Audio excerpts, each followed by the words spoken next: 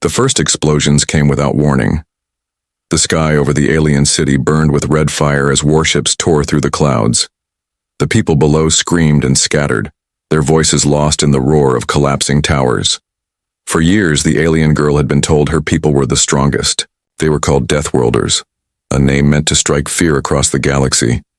She believed it without doubt. Her world was harsh, her body built for survival, her claws sharp, and her reflexes faster than any rival. Nothing could make her afraid. At least that was what she thought before the humans arrived. She stood on the broken street, armor glowing faintly in the smoke. Her striped skin caught the flickering firelight, her ears sharp to every sound of battle. Around her, soldiers of her people fought back fiercely, roaring with pride, but the enemy pushed harder. She narrowed her eyes when she saw them. At first, she thought they were just another race of invaders, small and fragile-looking compared to her kind. But their movements unsettled her. Humans did not run from the flames. They moved into them step by step, their faces steady even as rubble fell around them. Her claws tightened against the grip of her weapon. She had seen fearless warriors before, but not like this. The humans carried themselves as if they belonged, in chaos. One of them walked right through the smoke, his armor scorched and dented, yet his eyes fixed forward as if the destruction around him was nothing more than rain. His presence pulled her attention in a way she could not explain. He looked at her not with fear, but with something sharper, as though he measured her soul and found her wanting. For a heartbeat, she felt something strange in her chest. It was not pride, not anger, but something that made her hesitate. She pushed it away quickly. She was a Deathworlder. No human, no matter how strange, could shake her. She leapt forward into battle, her claws striking, her tail whipping as she moved with speed. Yet in the corner of her eye, she saw the human again. He fought differently than her people. Where they struck with fury, he struck with purpose. Where they relied on power, he used precision. She expected him to fall like the others. Instead, she saw him lift a soldier twice his size, breaking through an armored defense with sheer will. His body bled, his bones strained, but his voice roared louder than the blasts around them. She could not look away. He was not just surviving this battlefield. He was mastering it. The ground shook as another ship crashed into the heart of the city. She fell back, dust and fire swallowing the street. For a moment she thought she was alone in the smoke. Then a hand reached out and pulled her upright. She spun, ready to strike, but froze when she saw who it was. The human. His face was smeared with ash, his armor cracked, but his grip was strong, steady, unshaken. He held her eyes with a calm that unsettled everything she had been taught. "You're not safe here," he said, his voice steady, his tone more command than kindness. Her instinct screamed to reject his help. She did not need saving. She was born of a death world. But the truth pressed heavy on her chest as the fires raged louder. He was not the one trembling. She was. The battle raged on, but in that moment, she felt the first shadow of doubt. If humans could walk through fire without breaking, then maybe her people were not the strongest after all. Maybe she was not the Deathworlder she thought she was. And for the first time in her life, the alien girl wondered what true strength really meant. The city's defense lines were collapsing. Towers that once touched the clouds were reduced to smoking ruins. Fires spread across the streets as the alien girl and the human pushed through the chaos. Her mind screamed at her to pull away from him, to prove she did not need his help, yet her body followed his lead without thought. The strange calm he carried cut through the storm of panic, and she found herself watching him more than the battlefield. He moved differently from her people. His steps were heavy, but never wasted. He did not leap or roar. He did not strike with flashy blows. Instead, he conserved his strength, used his environment, and kept his focus sharp. When debris rained down, he shielded her without hesitation. When enemy fire raked across the streets, he dragged her into cover before she even realized the danger. It felt unnatural to rely on him, yet every time he acted, it saved her life. Her claws flexed uneasily as she tried to measure him. Humans were supposed to be weak. Their world was rumored to be dangerous, yes, but not like hers. She had grown up hunting in forests filled with predators larger than her body. She had fought duels since she was young, each battle sharpening her instincts. Her teachers always told her she was built for war, that her bloodline was made of survivors. And yet, this human was showing her something different. He was not born with claws or armored skin. He bled more easily than she did, but he did not stop. She studied him as he forced open a collapsed barrier, his muscles straining, his armor creaking under the weight. His face twisted with effort, but he did not yield. When the path cleared, he waved her forward with a short nod as though expecting her to move before he did. It unsettled her. He treated her not as a fragile being, but as an equal who could keep up. They pushed deeper into the ruins until the sounds of fighting grew distant. Smoke covered the stars above, and the streets were filled with shadows. She stopped suddenly, her ears twitching. Movement. Enemies were circling them. She hissed low, raising her weapon, but before she could attack, the human raised a hand. His eyes darted through the darkness, measuring, planning. "Don't rush," he whispered. His voice was low, calm, carrying a tone that reminded her of her own commanders. "They want you to strike first." Her pride burned. She hated being told what to do, especially by someone outside her kind. But before she could argue, the first enemy lunged from the smoke. She swung her claws, but the human had already moved. His strike was clean, efficient, and brutal. The enemy dropped before she even realized what happened. More came. She roared and leapt into the fray, her claws flashing, her strength tearing through armor. Yet even as she fought, her eyes kept finding him.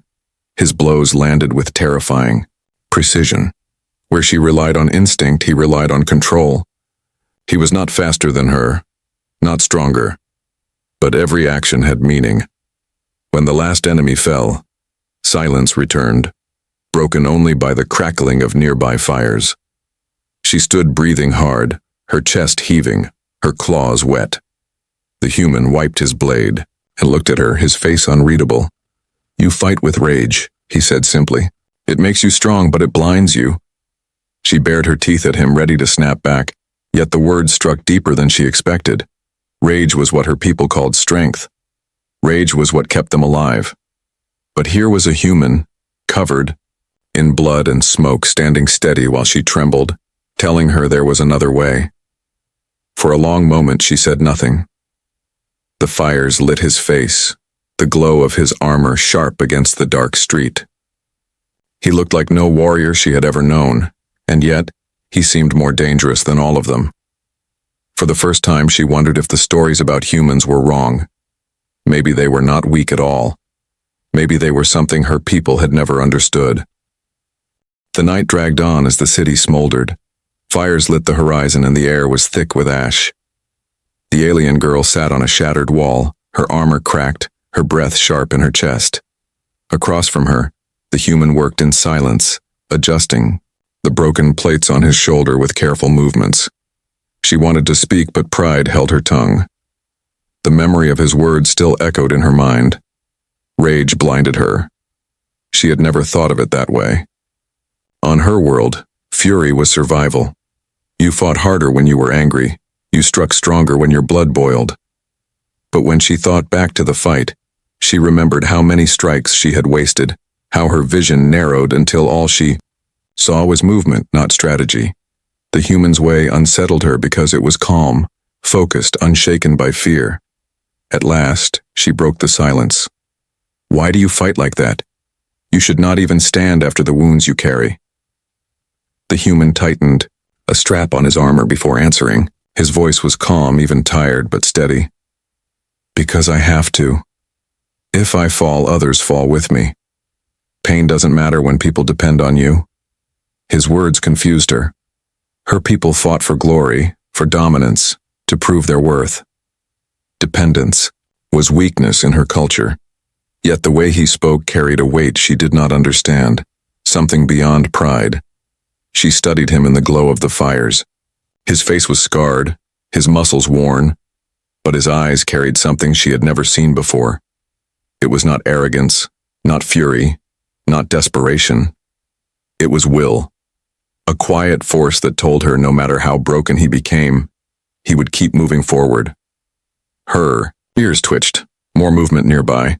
She stood quickly, claws flexing, but the human raised his hand again. Wait. His voice was low but firm enough that she froze. Figures emerged from the smoke.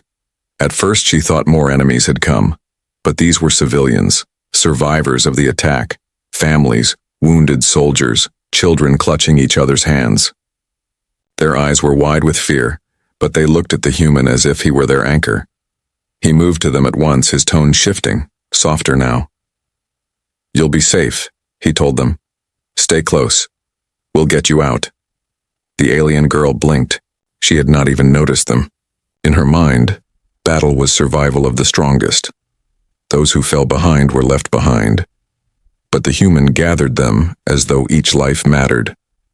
He adjusted his stance to protect the weakest first, placing himself between danger and the children, without hesitation. One small child clung to his arm, eyes full of tears. The human bent down, his rough voice softening. You're strong, stronger than you know. Keep walking, and I'll be right here. The girl felt something twist in her chest. This was not how warriors were taught to lead. Her commanders shouted, demanded, forced their people forward with fear of failure. Yet this man used steady words, calm presence. And it worked. The civilians moved because they believed him. As they guided the group through the ruins, the alien girl kept glancing at him. His armor was cracked, his movement slowed by pain, yet he never faltered. Every sound in the darkness drew his attention, every shadow checked before the survivors moved. She could feel his exhaustion, but he carried it without letting it break him. When they reached a half-collapsed shelter, the survivors crowded inside, whispering thanks. The human only nodded and kept watch at the doorway. The alien girl joined him, her tail flicking with unease. You could have left them, she said. It would have been easier. His eyes shifted to her, calm but sharp. Easier doesn't matter, right does. The word struck her harder than she expected. On her world, the idea of doing what was right instead of what was powerful would be laughed at, yet something inside her stirred. A small voice whispering that maybe strength was not what she had always believed. She looked at him in the flickering firelight. For the first time, she wondered if humans were not just strange survivors, but something greater. Something her people had never been able to understand. Dawn came slowly, a pale light breaking through the smoke-filled sky. The alien girl had not slept. She crouched near the ruined shelter, watching the human as he stood guard at the doorway. His eyes scanned the horizon, his body tense, but he did not waver. It was as if he had been carved from stone, built to endure when all else collapsed. She studied him silently. Her people called themselves Deathworlders because they believed no race could outlast them. But this human defied everything she had been told. He had bled, he had broken, and still he stood without complaint. There was no arrogance in his stance, no hunger for glory. He simply did what had to be done. She finally spoke, her voice low. You did not rest. You will collapse if you push longer. The human looked at her, his eyes tired but clear. If I rest and danger comes, they die. I can't take that chance. His words cut her again. She wanted to argue, to tell him he was being foolish. Yet when she looked at the sleeping survivors, huddled together in the ruins, she felt the weight of his choice. He carried their lives on his shoulders without complaint, while she still wrestled with her own pride. A rumble shook the ground. The alien girl's ears twitched, her tail snapping straight. She smelled smoke and oil long before the human reacted. A patrol was coming, machines, heavy and armed. The survivors stirred, fear rippling through them. She unsheathed her claws, ready to leap into battle, but the human caught her wrist. Not here, he whispered. If we fight now, they'll all die. We move. The command in his voice startled her. No one touched her like that. No one dared order her. Yet before she could resist, he was already signaling the survivors to follow. She moved with them, half angry at his boldness, half unsettled by how natural it felt to obey. They slipped through the ruins, each step carefully chosen. The human led from the front, every sense sharp.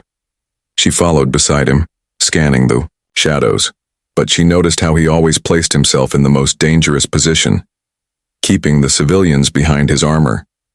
He risked himself without hesitation, as though his body was nothing compared to their safety. At last they reached the broken shell of an old transit station. The roof had caved in, but deep tunnels below promised shelter. The survivors descended quickly, guided by the human's calm words. She remained above with him, watching the smoke grow closer. The machines were near. "Why do you risk so much? For them?" she asked suddenly, her claws flexing. "On my world, the weak fall behind. That is the way of strength." The human glanced at her, his face unreadable. Strength isn't leaving others behind. It's carrying them, even when it hurts. That's what makes us human. She froze at his words. Carrying others? It sounded absurd. Her people would laugh at such weakness, yet she could not deny what she had seen. His way worked. The survivors trusted him, followed him, lived because of him. The machines arrived before she could respond. Their metal limbs clanged against stone, their glowing eyes scanning the ruins. The human raised his weapon, jaw tight. She crouched beside him, her claws itching for blood. Together they waited as the machines passed. She realized then that she was moving in rhythm with him, following his pace, matching his silence. It was as if his presence had woven itself into her instincts. When the last machine disappeared into the smoke, they slipped down into the tunnels. The survivors cheered softly, whispering their relief. The human only nodded, settling against the wall to guard again. His body shook with exhaustion, but he forced himself to remain upright. The alien girl sat across from him, her eyes fixed on his face. For the first time, she felt a strange unease in her chest, a question she could not silence. If humans fought not for themselves but for others, then maybe their strength was greater than rage. Maybe, just maybe, they were the true Deathworlders. The tunnels were cold and damp. Water dripped from broken pipes echoing through the darkness. The survivors huddled together, whispering softly, their fear still heavy in the air. The alien girl leaned against a cracked wall, her sharp eyes, watching the human as he stood near the entrance, guarding as if danger would appear at any moment. His body trembled from fatigue, but he did not sit. He refused to lower his guard. She frowned, her tail curling with frustration. "You will collapse if you continue like this," she said sharply. "Even Deathworlders must rest." The human glanced at her, his lips pulling into the faintest of smiles. "You still think you're the Deathworlder?" His tone was not mocking, but it unsettled her. He looked away again, eyes scanning the shadows. "Rest can wait. They need me awake." His words cut into her thoughts. Her people would never risk themselves for strangers. Warriors were taught to think only of their own survival. Yet this man carried the lives of others as if they were his own blood. Hours passed before she approached him again. The survivors had fallen asleep, their breathing slow, the fear easing at last. She crouched beside him, studying his tired face. "Why are humans like this? Why not live only for yourself? It would be easier." The human did not answer right away. He rested, his head against the wall, his eyes half closed. "Because someone did that for me once," he said quietly. "A soldier stayed behind so I could escape. He didn't make it out. If he thought only of himself, I'd be dead. I fight the same way he did, to make sure his choice wasn't wasted." The alien girl blinked. Her people had no stories like that. Sacrifice was not honored. It was seen as weakness, a failure to survive. Yet the human spoke as if it was the highest form of strength. She could not understand it, but a strange respect stirred in her chest. The silence broke suddenly with the sound of footsteps in the tunnel. The survivors stirred, fear rising again. The human stood instantly, weapon ready. The girl crouched low, claws flashing, Figures emerged from the dark, soldiers of her own people.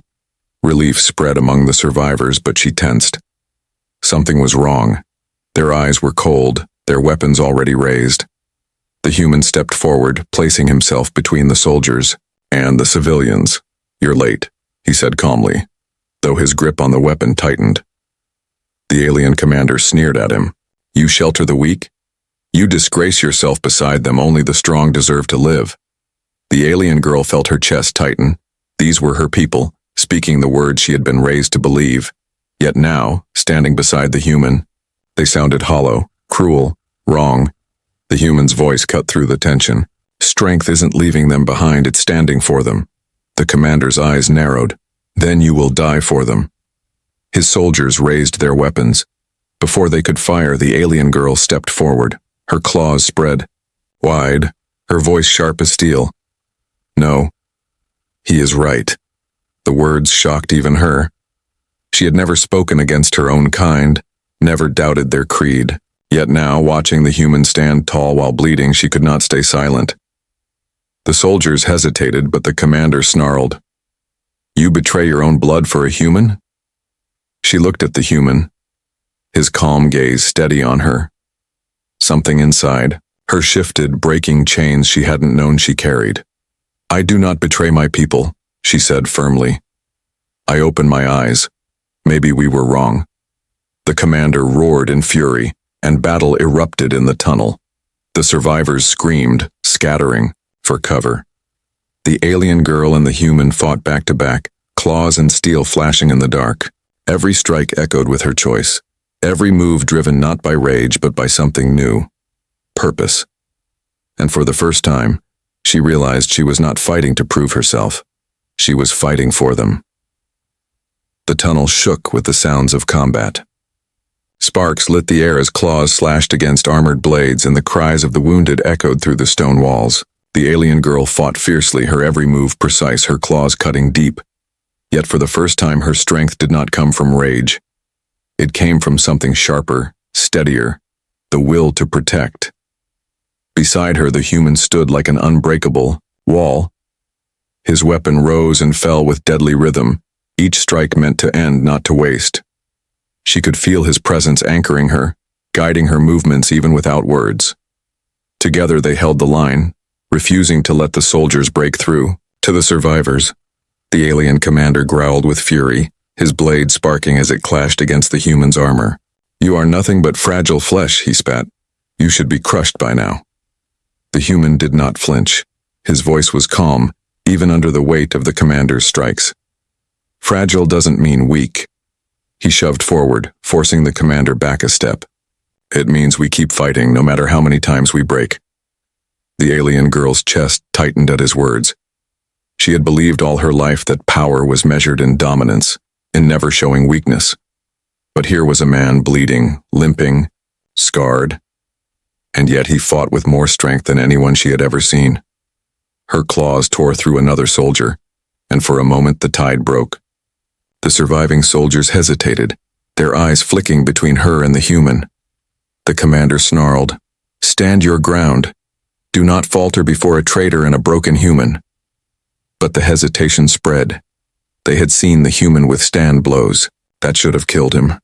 They had seen her, one of their own, stand against the creed they were raised to obey. Doubt cracked their resolve. The survivors pressed deeper into the tunnel, urged on by the human's steady orders. He fought like a man who carried not only his life but theirs as well, and she followed him, not out of pride but out of something new. At last, the commander gave a final roar and retreated, dragging the remnants of his squad back into the smoke. Silence filled the tunnel, broken only by the ragged breaths of the survivors. The alien girl stood still, claws trembling, the weight of what she had done pressing down on her. She had defied her people. She had called them wrong. The word echoed in her mind like thunder. Wrong. All her life she had believed their strength was absolute. Now that foundation cracked beneath her feet. The human rested against the wall, blood dripping from a wound on his arm. She moved closer, her instincts pulling her to speak. "You fought as if you could not fall." He gave a short, tired laugh. I almost did. But falling isn't the same as failing. As long as I get back up, I'm still standing. His words sank into her like fire. Get back up.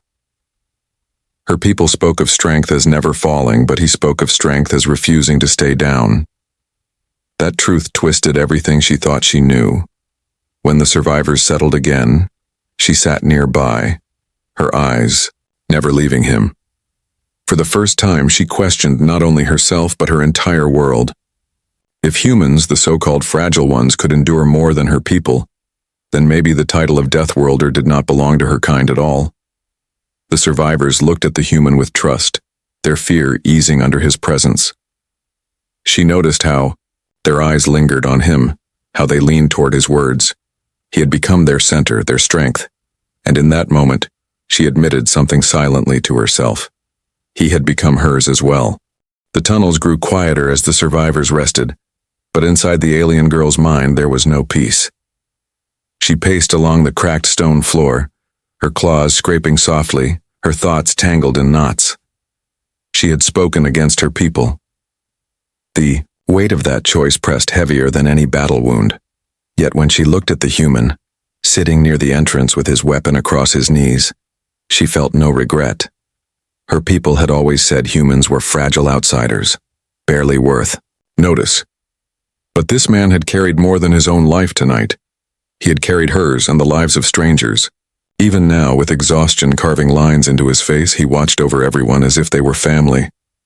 She stopped suddenly and asked, her voice sharper than she intended, "Why do they all look at you like that? They trust you as if you were their leader." The human lifted his head, his tired eyes calm. "Because I give them something to hold on to. Hope." The word struck her like a blow. Hope was not a concept her people valued. They believed only in strength. If you were strong, you lived. If you were weak, you fell. But here, hope filled the tunnel like a quiet fire, keeping fear at bay more effectively than claws or armor. She lowered her gaze, her tail twitching. Hope does not stop blades. No, he agreed softly. But it gives people the will to keep moving. And that's what wins wars. Not claws, not teeth, not rage. Will. She looked at him for a long time, her chest tight. Rage had always been her fuel. Now she wondered if it had blinded her all along. Their conversation broke when a survivor stumbled forward. It was a young alien child, trembling, clutching a small torn blanket. The human knelt at once, lowering his weapon. His voice softened, a tone she had never used with children. "You should be resting." The child shook their head, eyes wide. "Will the bad men come back?" The human placed a hand gently on the child's shoulder. "If they do, I'll stop them. You're safe here." The alien girl watched, silent as the child's fear faded. The child nodded and returned to the others, calmer than before. It was not the promise of claws or armor that soothed them, it was his words. His presence. Something stirred inside her chest, a feeling she did not have a name for. She had always measured worth in blood spilled, battles won. But this man's worth came from something deeper, something her world had ignored. Later, when the survivors slept again, she moved closer to him. "Do you ever hate it?" she asked quietly. "Carrying so many who cannot fight?" He looked at her, then back to the dark tunnel. "Sometimes. It's heavy. But I'd rather carry them than see them crushed." His eyes narrowed, his jaw tightening. "I've seen what happens when no one steps forward. I promised myself I'd never let that happen again." She stared at him, her claws curling against the stone floor. For the first time she felt ashamed, not of weakness but of the way her people treated the helpless. They would have left these survivors behind without a second thought. They would have called it strength, but now she knew better. Strength was not leaving them. Strength was standing for them. She leaned back, her gaze fixed on him. "Perhaps we were wrong all along," she whispered, more to herself than to him. He heard her anyway. His tired eyes softened, but he did not speak. He simply kept his watch, steady as always. And in that silence, the alien girl understood. The human was not just a fighter. He was something her people had never seen before. A leader born not from fear, but from will. The tunnels stretched deeper into the earth, twisting, like the veins of a buried beast. The survivors moved slowly now, their strength fading after days of fear and hunger. The alien girl walked near the front, her ears sharp for danger, but her eyes kept drifting toward the human. He limped slightly from his wounds, yet his stride never broke. Every time a child stumbled, he reached out to steady them. Every time despair clouded the group, he spoke a quiet word that pushed them onward. She had seen warriors before, commanders, champions, hunters, but none like him. People demanded obedience through fear. He earned it through presence. And though she had never admitted it aloud, she found herself following his lead as naturally as breathing. At last, the tunnel opened into a cavern lit by the faint glow of underground crystals. The survivors sank to the ground, grateful for a place to rest. The human set down his pack, his body stiff with pain but his eyes still scanning the shadows. She stepped beside him, her voice low. "You cannot keep pushing forever, even Deathworlders fall." He gave her a tired half smile. "Maybe, but not today." Before she could answer, the sound of footsteps echoed behind them. Soldiers emerged. Her people again. Their armor gleamed in the crystal light, their weapons raised. The survivors froze, fear rippling through them. The human moved instantly, placing himself between the soldiers and the civilians. She mirrored his action, claws out, tail lashing the air. The alien commander from before stepped forward, his voice hard as steel. "You disgrace yourself, girl. Fighting beside prey, protecting weak blood. You shame the name of Deathworlder." The girl's chest tightened. For a moment she felt the weight of her upbringing press down on her. She had been raised to believe these words, to live by them. Yet when she looked at the human, scarred, bleeding, unbroken, she felt something stronger rise inside her. "No," she said firmly. Her voice echoed through the cavern. "I see now what strength truly is." The commander's eyes narrowed. "You choose him over your own kind?" She met his gaze without flinching. "I choose truth. He has shown me more strength than I have ever seen in our people." Murmurs spread among the soldiers. Doubt flickered in their eyes. They had seen the human survive battles that should have ended him. They had seen her fight at his side, no longer driven by rage but by something steadier. The commander snarled, trying to hold their loyalty. "He is weak. He bleeds. He breaks." The human stepped forward, his voice calm but sharp. "Yes, I bleed. I break. But I keep standing. That's what makes me strong." The cavern fell silent. Even the soldiers shifted uneasily at his words. The alien girl felt her heart race. His simple truth shattered everything her people had built their pride upon. The commander raised his weapon, rage burning in his eyes. "Then you will both die here." The soldiers hesitated. Some lifted their weapons, but their movements were uncertain. Others lowered them, glancing at each other. The creed they had been taught no longer felt unshakable. The alien girl stepped closer to the human, her claws gleaming in the crystal light. "If death is the price of truth, then so be it. I stand with him." The survivors gasped. The soldiers froze, caught between orders and doubt. The commander roared and lunged, but the human met him head-on, steel against steel, will against fury. The alien girl fought beside him, her heart pounding with every strike. This was no longer about survival. It was about proving that strength was not rage, not cruelty, not abandonment. Strength was standing together against the storm, and for the first time, she felt truly alive. Steel rang against steel as the human clashed with the alien commander. Sparks burst in the air, their weapons striking with force that shook the cavern walls. The commander's rage fueled every swing, his blade heavy and wild. The human met, each blow with steady precision, his movements slower but controlled, his eyes locked with unshaken resolve. The alien girl circled, her claws flashing as she cut down soldiers who dared move against the survivors. But she noticed something unusual. The soldiers were not fighting with their full strength. Some struck weakly, their eyes uncertain. Others lowered their weapons entirely, caught in the storm of doubt that spread with every clash of the duel. The commander roared, slamming his blade against the human's armor and forcing him back a step. "You are nothing but fragile meat," he spat. "Your kind should crawl, not stand beside us." The human gritted his teeth, his arm shaking under the weight of the strike. "Maybe I am fragile," he said, his voice sharp, echoing through the cavern. "But fragility doesn't mean weakness. It means I break, and I get back up again." His words carried farther than his blade. The soldiers flinched, the survivors leaned forward, and the alien girl felt her chest tighten. That simple truth cut deeper than any weapon.